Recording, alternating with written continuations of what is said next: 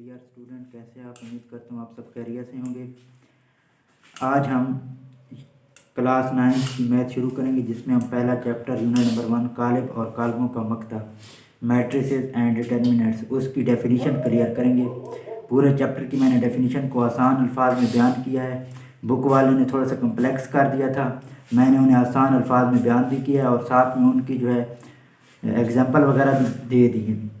तो जब भी डेफिनेशन आएगी पेपर में, उसमें आपने लाजमी तौर पर उसके साथ में एग्जांपल लिखनी है। अगर एग्जांपल नहीं लिखेंगे तो आपको 1 नंबर मिलेगा।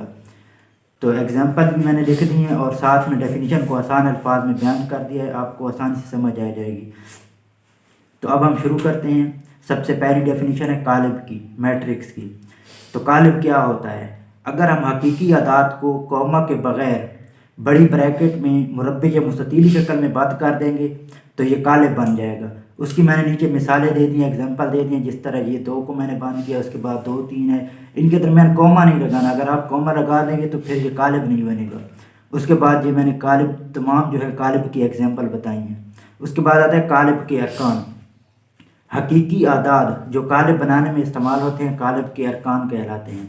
तो कालिब के अरकान क्या होते हैं? जो कालिब बनाने के लिए इस्तेमाल होते हैं। जिस तरह मैंने 2 लिखा है, इस तरह 2 3 लिखा है, 2 3, ये सारे जो हैं ये कालिब के अरकान हैं। उसके बाद आती है कालिब की कितारें। कालिब के अरकान की उफ़क़ी बनावट या साख्त को कितार कहते हैं। जिस तरह ये है, ये उफ़क़ी तरतीब इनकी लगी हुई है, उफ़क़ी तरतीब में जो लिखे होंगे उन्हें क्या कहेंगे? कितारें। तो ये कालिब की कितारें हैं। इसमें एक कितार है, इसमें भी एक कितार है और इसमें 2 कितारें हैं। एक कितार ये है, उसके बाद दूसरी कितार ये है। तो ये है इस कालिब में 2 कितारें हैं, इसमें भी एक है, इसमें भी एक है। इन दोनों में एक एक कितार है और इसमें 2 कितारें हैं। एक ये वाली कितार है, दूसरी ये। तो कालिब के अरकान की उफ़क़ी बनावट या साख्त, ये उफ़क़ी बनावट या साख्त है। जिस तरह ये लाइनें लगी हुई हैं उफ़क़ी, तो इन्हें क्या कहेंगे? कालिब की कितारें। उसके बाद होते हैं कालिब के कालम। तो कालिब के अरकान की अमूदी बनावट या साख्त को कालम कहते हैं। कालिब के अरकान की अमूदी बनावट या साख्त को कालम कहते हैं। मिसाल के तौर पर ये नीचे इस तरह ये कालम होता है 90 के एंगल पे। तो इसमें एक कितार है, एक कालम है। इसके अंदर एक कितार है लेकिन 2 कालम है, एक ये कालम है, दूसरा ये है, और इसमें एक ही कालम है और 2 कितारें हैं।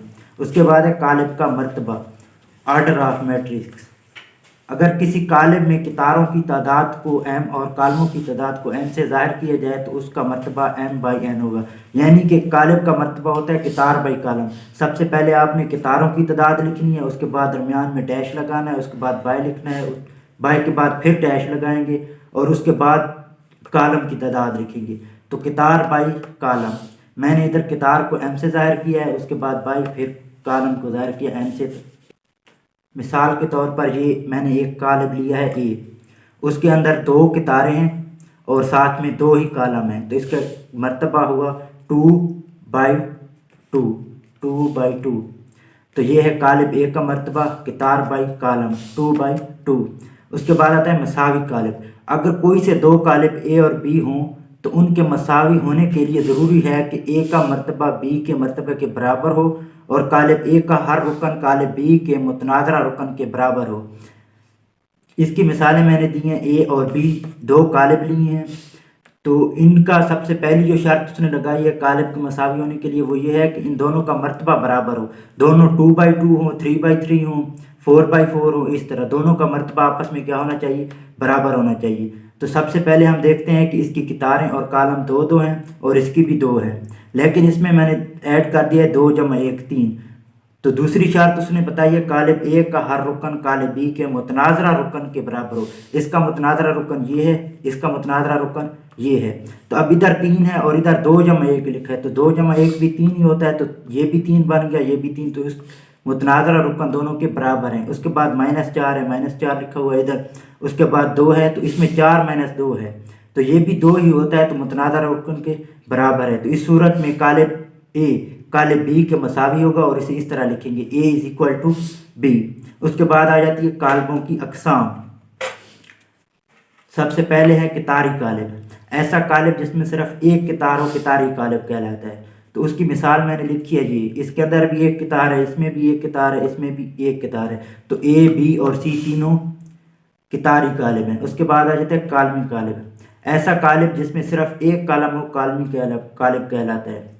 تو اس کی ایگزامپل میں نے دی ہیں 2 2 3 2 3 4 اس طرح، اس میں بھی ایک ہی کالم ہے، اس میں بھی ایک کالم ہے، اس میں بھی ایک کالم ہے۔ کتاروں کی تعداد مختلف ہے، تینوں میں مختلف ہے، لیکن ان میں کالم ایک ہی ہے، تو یہ ہے کالمی قالب۔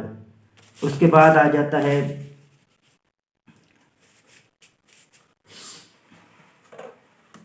مستطیلی قالب۔ تو مستطیلی قالب کون سا ہوتا ہے؟ ایسا قالب جس میں کتاروں کی تعداد کالموں کی تعداد کے برابر نہ ہو مستطیلی قالب کہلاتا ہے۔ یعنی کہ اس میں 2 کتاریں ہیں، اس میں ایک کتار ہے 2 کالم ہیں، اس کے اندر 2 کتاریں ہیں 3 کالم ہیں، تو ان تینوں میں کتاروں کی تعداد کالموں کی تعداد کے برابر نہیں ہے، تو یہ مستطیلی قالب ہوگا۔ اس کے بعد آ جاتا ہے مربی قالب، ایسا قالب جس میں کتاروں کی تعداد کالموں کی تعداد کے برابر ہو مربی قالب کہلاتا ہے۔ مثال کے طور پر اس کے اندر ایک کتار ہے 1 کالم ہے، تو یہ بھی مربی ہے۔ اس میں 2 کتاریں ہیں اور 2 کالم ہیں، تو یہ کیا ہے؟ مربی قالب ہے۔ اس میں کیا ہے؟ 3 کتاریں اور 3 کالم ہے، 3 کتاریں 3 کالم، تو یہ کیا ہے؟ مربی قالب ہے۔ اس کے بعد آ جاتا ہے صفری قالب، ایسا قالب جس میں ہر رکن صفر ہو صفری قالب کہلاتا ہے۔ اس کے اندر جتنے بھی انٹریز ہوں گی، جتنے بھی ارکان ہوں گے، اندراج ہوں گے، سب کے سب صفر ہوں گے۔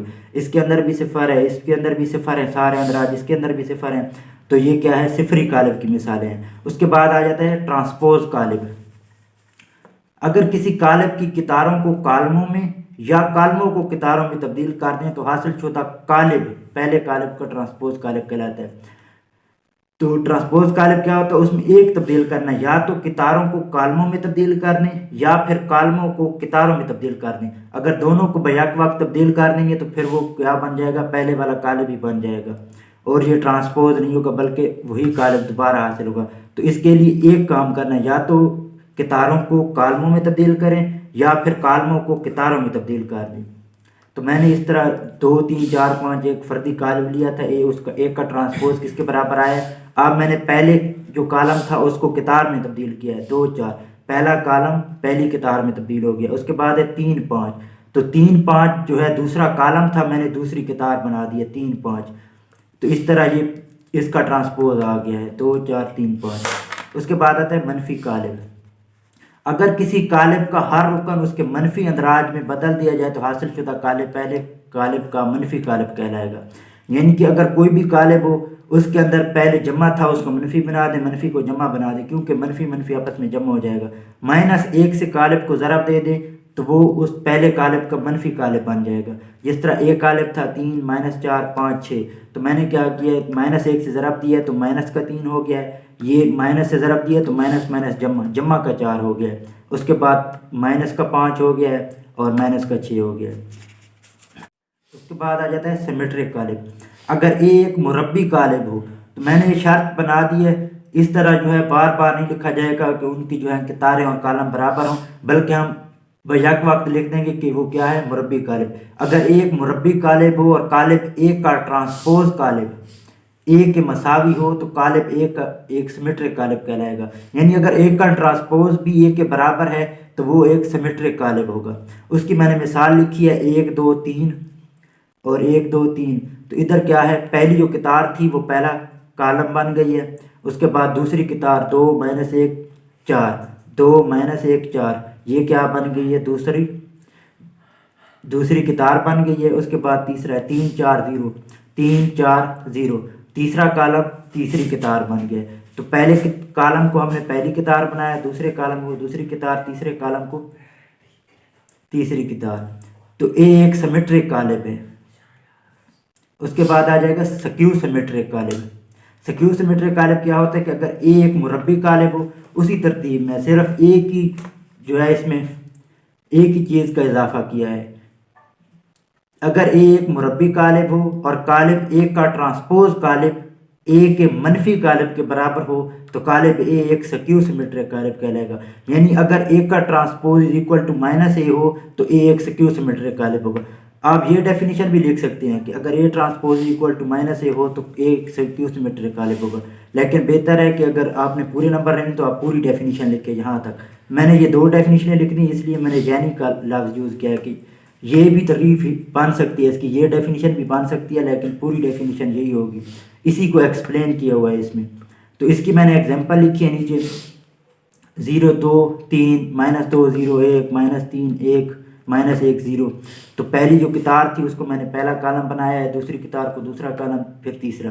تو اب اس کا اندراج دیکھ لیں، اس میں 0 ہے 0، اس کے بعد 2 پلس کا تھا، ادھر مائنس کا ہے، ادھر پلس کا 3 تھا، مائنس کا 3 ہے، مائنس کا 2 تھا تو پلس کا 2 ہے۔ اسی طرح سارے جو ہیں ان کی انٹریز جو ہیں -1 کے برابر ہیں۔